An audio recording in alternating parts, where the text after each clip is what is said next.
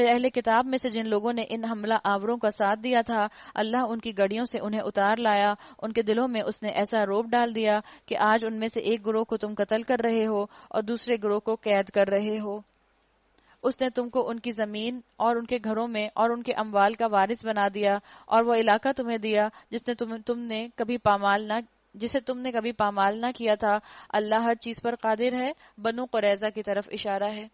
جو ٹریزنگ ہوئی تھی، جو انہوں نے غداری کی تھی یہودی قبیلے نے مسلمانوں کے ساتھ، حالانکہ ان کا مسلمانوں کے ساتھ پیکٹ ہو چکا تھا، اس کی طرف اشارہ کیا گیا کہ پھر اللہ تعالیٰ نے اللہ کے رسول صلی اللہ علیہ وسلم کے ذریعے سیج ڈال کر ان کو وہاں سے نکلوا دیا تھا۔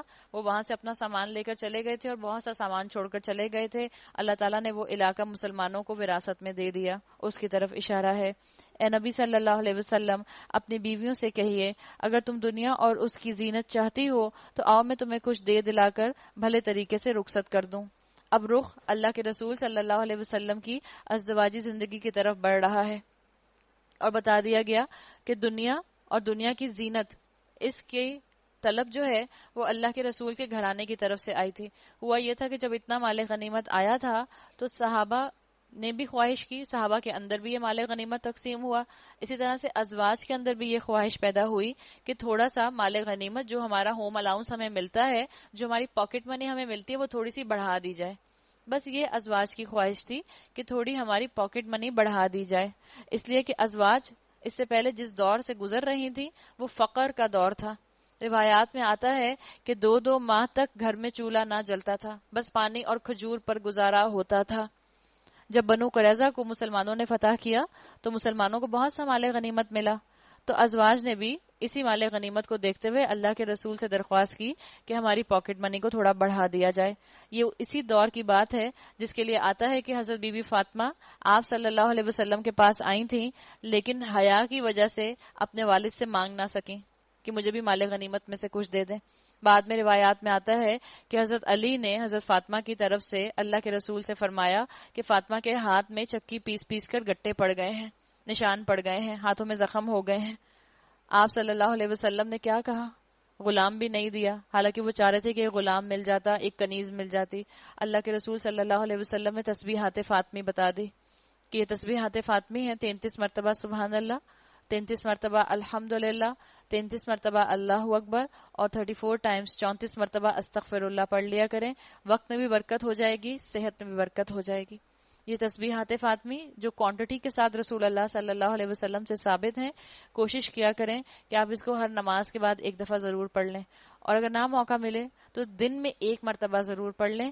آپ کو اپنی صلاحیتوں میں، آپ کو اپنی فزیکل اسٹرینتھ میں، اور آپ کو اپنے وقت میں برکت محسوس ہوگی۔ جو کرے گا اس کو محسوس ہوگا، کر کے دیکھیے، اللہ آپ کو خود بخود دیکھیں کیسی اسٹرینتھ دیتا ہے اس چیز کی وجہ سے۔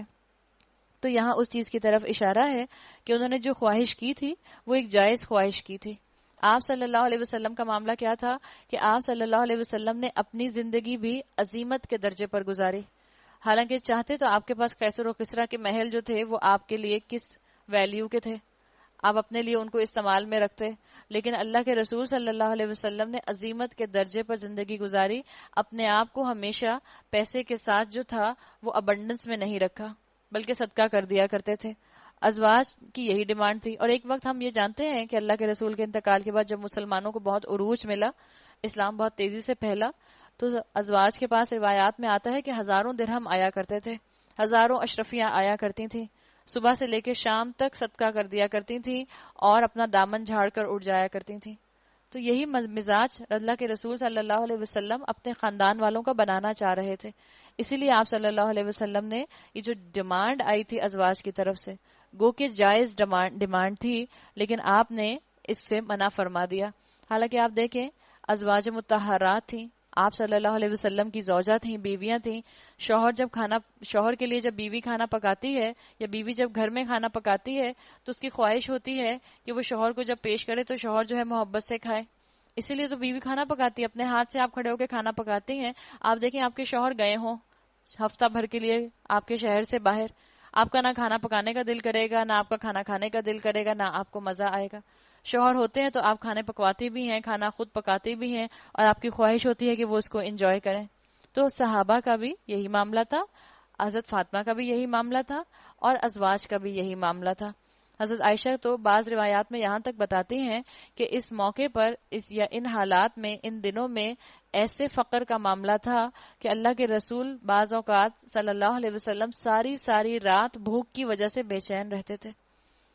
بھوک لگ رہی ہو تو نیند نہیں آتی ہے، بھرے پیٹ میں بڑی اچھی نیند آتی ہے.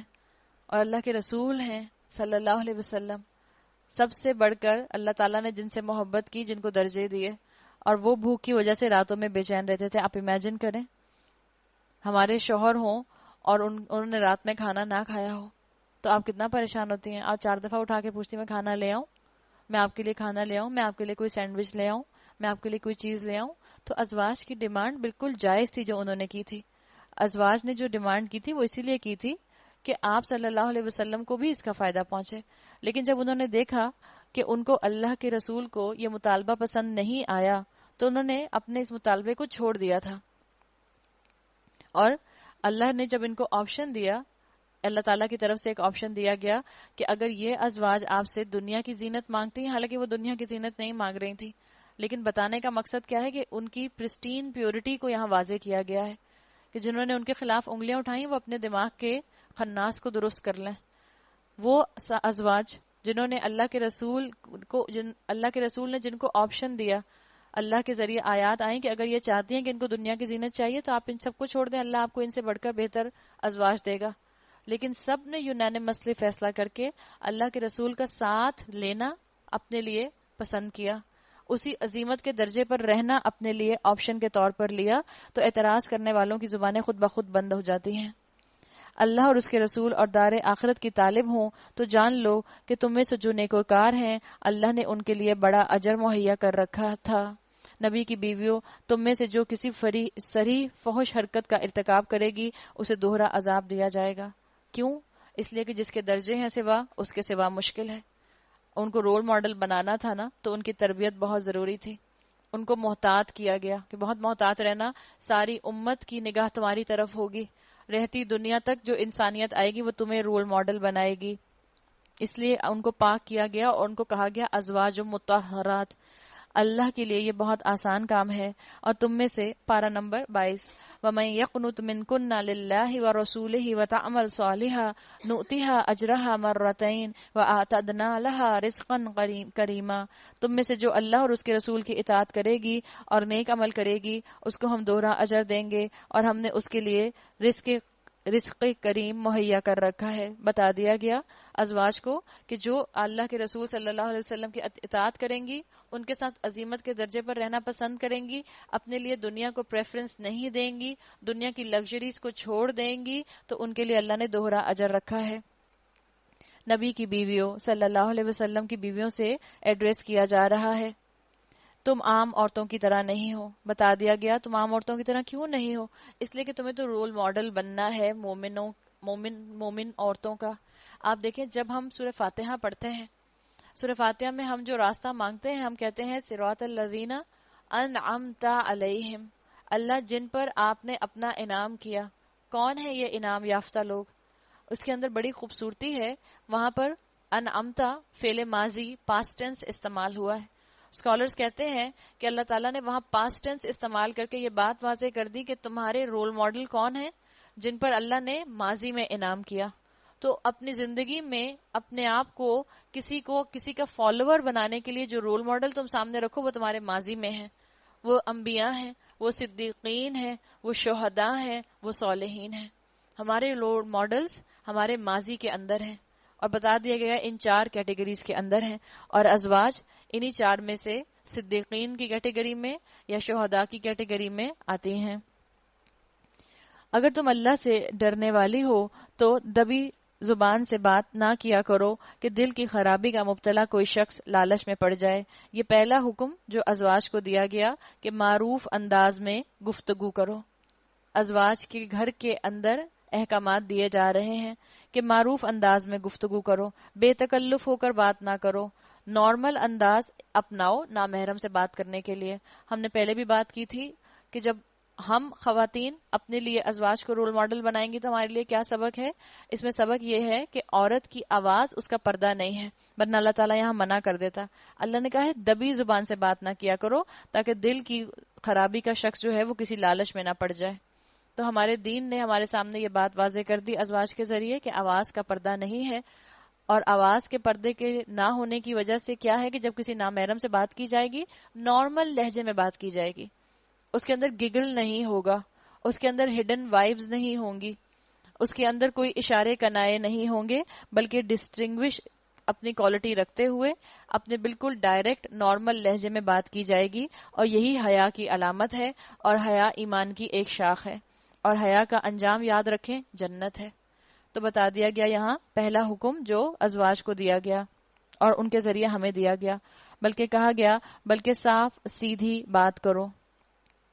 پھر دوسرا حکم کیا دیا گیا؟ اللہ تعالیٰ نے بتا دیا اپنے گھروں میں ٹک کر رہو، وقرن فی بیوتکن، اپنے گھروں میں ٹک کر رہو.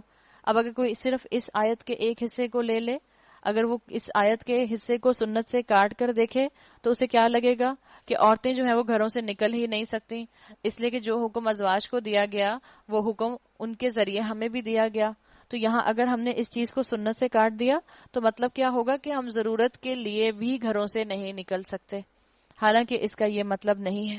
ہمارے معاشرے میں ہندو کلچر سے یہ کانسیپٹ آ گیا کہ عورت جو ہے وہ دو ہی مرتبہ گھر سے نکلتی ہے، ایک ڈولی میں بیٹھ کے اور دوسرا جب اس کا جنازہ نکلتا ہے.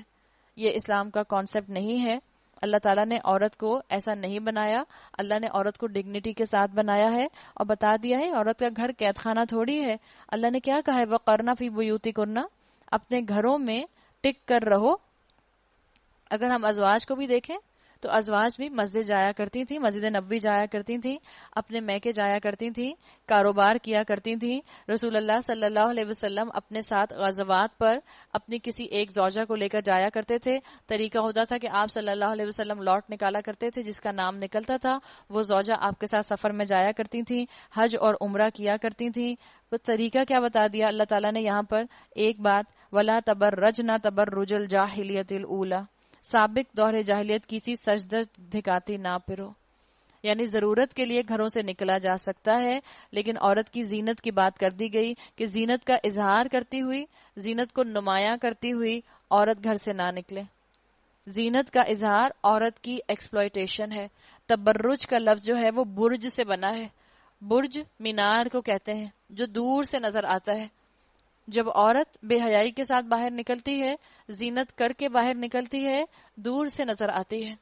جبھی مرد اس کو دور دور سے جو ہے وہ تاک رہے ہوتے ہیں. تو عورت کا اللہ تعالیٰ نے یہاں بتا دیا کہ عورت کا اصل میں حیا کے ساتھ معاملہ نہ کرنا، تبرج کرنا، اظہار زینت کرنا، یہ اس کی ایکسپلائٹیشن ہے. یہ عورت کے کردار کی اصل خوبی نہیں ہے، یہ ڈیویشن ہے اس کی فطرت کی. اس سے اسکالرز یہ بات بھی اخذ کرتے ہیں کہ یہاں سے یہ اجازت بھی نکلتی ہے کہ عورتوں کو گھر سے باہر نکلنے کی اجازت ہے. جبھی آپ دیکھیں جبھی تو پردے کے احکامات دیے گئے. اگر عورتوں کو گھر سے باہر نکلنے کی اجازت نہ ہوتی تو پھر پردہ کس لیے ہوتا؟ تو عورتیں گھر سے باہر نکل سکتی ہیں، نوکری بھی کر سکتی ہیں، لیکن کیا کرنا ہے؟ اللہ کی حدود نہ ٹوٹیں. ایسی جابز کریں، ایسے پروفیشنز اڈاپٹ کریں جس میں اللہ کی حدود نہ ٹوٹیں. اور ایک چیز کا اور بھی خیال رکھیں ساتھ ساتھ کہ گھر کو نگلیکٹ کر کے گھروں سے نہ نکلیں. ایسا نہ ہو کہ گھر کا نظام درہم برہم ہے اور آپ نکلیں اپنا بستہ پکڑ کے قرآن پڑھنے کے لیے، یا آپ نکل گئی اپنی نوکری پر پیسہ کمانے کے لیے. گھر کا نظام درہم برہم نہ ہو. عورت کا گھر میں رہنا یہ نفسیاتی ہیلنگ ہوتا ہے، سائیکولوجیکل ہیلنگ ہوتا ہے. تو ہم بھی بیکار اللہ کی دی ہوئی نعمت کو اپنے لیے مشکل نہ بنائیں. جب اللہ نے آپ کو گھر میں رکھنے کا بھی حکم دیا ہے، گھر سے باہر جانے کا بھی حکم دیا ہے، گھر کی ذمہ داریاں بھی ادا کریں. گھر سے باہر جانے کی نوبت آئے تو انہی باؤنڈریز کے ساتھ نکلیں، اسی پروٹوکول کے ساتھ نکلیں جس پروٹوکول کے ساتھ اللہ نے مجھے اور آپ کو ذمہ داری کے ساتھ باہر نکلنے کی اجازت دی ہے. اور کہہ دیا گیا سابق دور جاہلیت کسی سجدج نہ دکھاتی پھرو. نماز قائم کرو، زکوٰۃ دو، اللہ اور اس کے رسول کی اطاعت کرو. اسلام جو ہے وہ عورتوں کو غاروں میں نہیں لے کر جاتا. اسلام عورتوں کو ماڈریشن سکھاتا ہے. بتا دیا گیا گھر بھی سنبھالو، باہر کی ذمہ داریاں بھی سنبھالو، اپنے پردے کے ساتھ سنبھالو، زینت کا اظہار مت کرو اور نماز قائم کرو، زکوٰۃ دو، اللہ اور اس کے رسول کی اطاعت گزار بن کر رہو. اللہ تو یہ چاہتا ہے کہ تم اہل بیت نبی صلی اللہ علیہ وسلم سے گندگی کو دور کرے اور تمہیں پوری طرح پاک کر دے. یاد رکھو اللہ کی آیات اور حکمت کی ان باتوں کو جو تمہارے گھروں میں سنائی جاتی ہیں، بے شک اللہ لطیف اور باخبر ہے. اللہ تعالیٰ نے یہاں بتا دیا کہ علم حاصل کرو. وَذْكُرْنَ مَا يُتْلَى فِي بُيُوتِكُنَّ. اللہ کے رسول تو اس گھر میں موجود تھے، انہی گھروں میں قرآن پڑھایا جاتا تھا، سنایا جاتا تھا. تو اللہ کے رسول صلی اللہ علیہ وسلم کے گھر میں عورتوں سے کہا گیا کہ اپنی انٹلیکچوئل ایکٹیویٹی بھی رکھو، اپنے علم کا معاملہ جو ہے اس سے اپنے آپ کو ڈسکنیکٹ نہ کر لینا. یہ جو انٹلیکچوئل ایکٹیویٹی ہوتی ہے یہ بڑا انسان کو سکون دینے والی ہوتی ہے. اور یاد رکھیں جب عورت اپنے آپ کو علم سے بنجر کر لیتی ہے تو قومیں علم سے بنجر ہو جاتی ہیں. مسلمان قوم کا زوال، مسلمان امت کا زوال اسی دور سے شروع ہوا جب مسلمان عورتوں نے علم حاصل کرنا چھوڑ دیا. تو یہاں عورتوں کو علم حاصل کرنے کی ترغیب دی گئی ہے. اور ہم نے شروع سے سنا ہے کہ عورت کی گود ہی انسانیت کا پہلا مدرسہ ہے. جس طرح ماں اپنے بچے کی بہترین تربیت بچپن سے کر سکتی ہے، ویسا کوئی اسکول، کالج، یونیورسٹی، کوئی ٹیچر نہیں کر سکتا. اور ماں اپنی اولاد کی تربیت کب کرے گی؟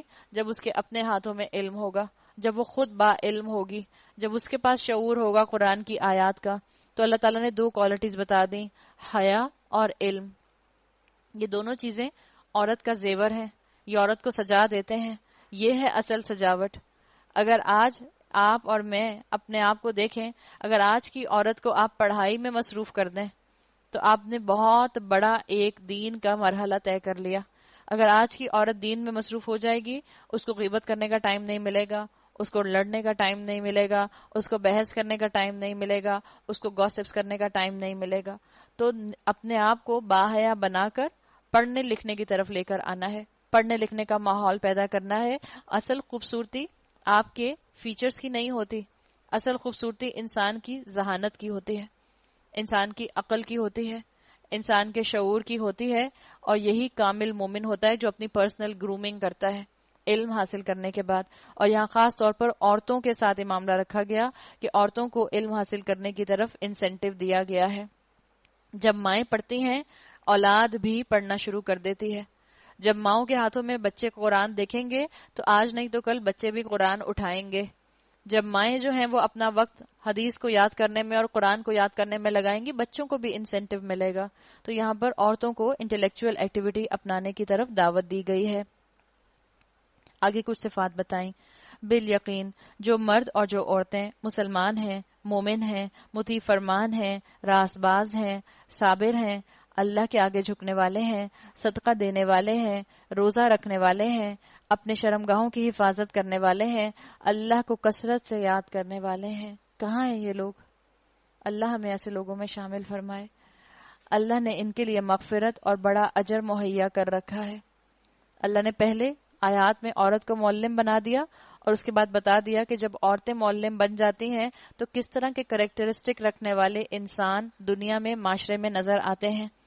انسانیت کا مستقبل عورت کی گود میں ہوتا ہے، اور حال مستقبل جیسے کہتے ہیں عورت کی گود میں ہوتا ہے، کہتے ہیں حال مرد کے ہاتھوں میں ہوتا ہے. تو اپنے مستقبل کی فکر کرنے کے لیے آپ علم حاصل کریں تو یہ سب کوالٹیز والے آپ کو افراد اپنے ارد گرد نظر آنے لگ جائیں گے. کسی مومن مرد اور کسی مومن عورت کو یہ حق نہیں ہے کہ جب اللہ اور اس کا رسول کسی معاملے کا فیصلہ کر دے تو پھر اسے اپنے اس معاملے میں خود فیصلہ کرنے کا اختیار حاصل رہے. اور جو کوئی اللہ اور اس کے رسول کی نافرمانی کرے تو وہ صریح گمراہی میں پڑ گیا. مشہور مفسر ابن عباس رضی اللہ عنہ، مجاہد، اکرمہ کا کہنا ہے کہ یہ آیت اس وقت نازل ہوئی جب آپ صلی اللہ علیہ وسلم نے حضرت زید کے لیے زینب کا نکاح کا پیغام بھیجا تھا. حضرت زید آپ صلی اللہ علیہ وسلم کے منہ بولے پہلے بیٹے تھے، لیکن جب آیات نازل ہوئیں تو اللہ تعالیٰ نے پھر اللہ کے رسول کو حکم دیا کہ کوئی منہ بولے بیٹے کی حقیقت نہیں ہوتی. تو ان کو جو ہے دوبارہ سے زید بن حارثہ کہنے لگ گئے تھے.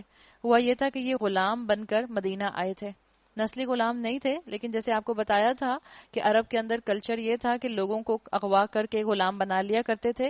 تو ان کو بھی کسی قافلے سے اغوا کر کے غلام بنایا تھا، اور یہ غلام بن کر جو تھے وہ اللہ کے رسول کے پاس مدینہ پہنچ گئے تھے. تو اللہ کے رسول کے غلام تھے. اللہ کے رسول نے اس معاشرے میں غلاموں کی ایک تو اپلفٹ کرنے کے لیے اور دوسرا اس نارم کو توڑنے کے لیے کیونکہ ان کو پہلے منہ بولا بیٹا کہا گیا تھا، اس منہ بولے بیٹے کے نارم کو توڑنے کے لیے ان کا نکاح جو تھا وہ آپ نے اپنی کزن سے کروایا، اس لیے کہ اسلام آنے سے پہلے منہ بولا بیٹا جو ہوتا تھا اس کے ساتھ یہ معاملہ ہوتا تھا کہ اس کی جو بیوی ہوتی تھی اس سے نکاح نہیں ہو سکتا۔ اللہ تعالیٰ نے اللہ کے رسول سے بڑا قدم اٹھوانا تھا، جس خاتون کا نکاح حضرت زید سے کروایا گیا، حضرت زید آپ کے پہلے منہ بولے بیٹے تھے، اللہ تعالیٰ نے بعد میں انہی خاتون کا نکاح حضرت زید سے ختم کر کے آپ صلی اللہ علیہ وسلم سے کروایا۔ تو یہ سب اللہ کی پلاننگ تھی۔ رسول اللہ نے اس وقت کیوں یہ کام کیا تھا؟ اس لیے کیا تھا کہ تاکہ غلاموں کی اپلفٹ ہو۔ غلاموں کے ساتھ آزاد عورت کا نکاح اس معاشرے میں پسندیدہ نہیں سمجھا جاتا تھا، تو اللہ کے رسول صلی اللہ علیہ وسلم نے حضرت زینب اور ان کے گھر والوں سے ریکویسٹ کی تھی کہ آپ زید سے جو ہے اپنی بیٹی کا نکاح کر دیں۔ روایات میں آتا ہے کہ حضرت زینب اور ان کے گھر والے زیادہ خوش نہیں تھے اس نکاح سے، لیکن انہوں نے نبی صلی اللہ علیہ وسلم کی بات کو رد نہیں کیا اور ان کی بات کو مان کر حضرت زینب کا نکاح حضرت زید سے کروا دیا۔ اے نبی صلی اللہ علیہ وسلم، اور اللہ کے رسول کا مقصد کیا تھا؟ معاشرتی تقسیم ختم کرنا مقصد تھا، تاکہ جو معاشرتی تقسیم ختم ہو اور اس کے بعد اسلام کے اصولوں کو اپنانے کے لیے لوگوں کا دل کھل جائے، بس یہ مقصد تھا اللہ کے رسول کا۔ اے نبی صلی اللہ علیہ وسلم، یاد کرو وہ موقع جب تم اس شخص سے کہہ رہے تھے، یعنی حضرت زید سے، جس پر اللہ نے اور تم نے احسان کیا تھا کہ اپنی بیوی کو نہ چھوڑو اور اللہ سے ڈرو۔ اس وقت تم اپنے دل میں وہ بات چھپائے ہوئے تھے جسے اللہ کھولنا چاہتا تھا۔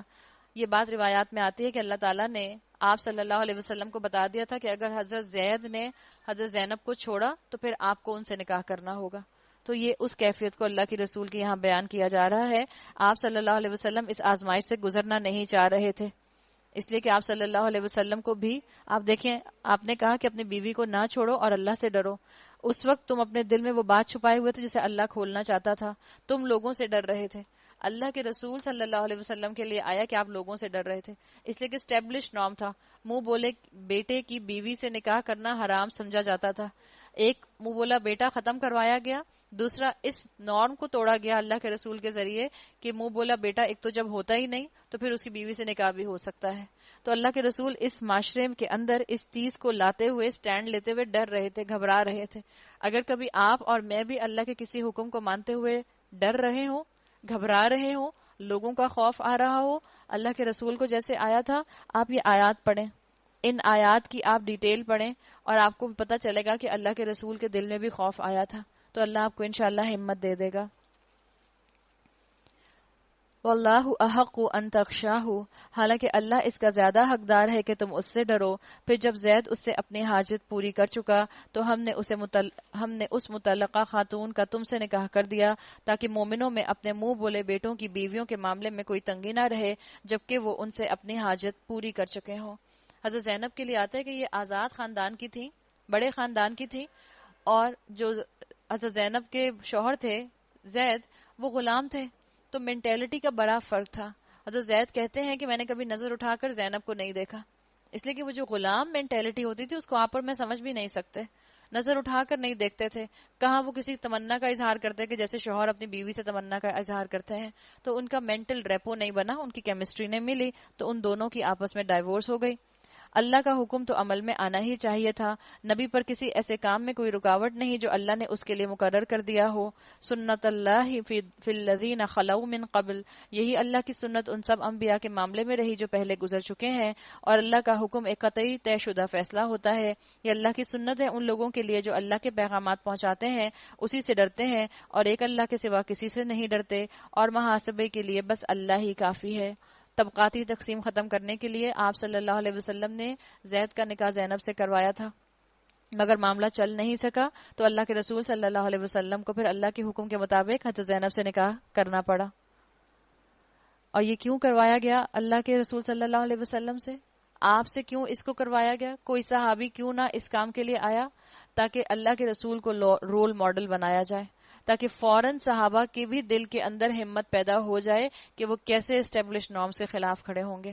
اور یاد رکھیں صحابہ میں اور ہم میں ایک بڑا بیسک فرق تھا، ویسے تو کئی فرق ہیں لیکن ایک بڑا بیسک فرق تھا ہم میں اور صحابہ میں جو آج ہے، وہ کیا ہے؟ صحابہ بیئر منیمم پر عمل نہیں کیا کرتے تھے، آگے بڑھ کر احسن درجے پر عمل کیا کرتے تھے، اور جو آج دین پر عمل کر رہے ہیں، جو آج چاہتے ہیں کہ وہ اس معاشرے کے، اس دین کے، اس امت کے انصار بنیں اور مہاجرین کو پناہ دیں، ان کو سپورٹ کریں، ان کو بیئر منیمم سے آگے بڑھ کر عمل کرنا پڑے گا۔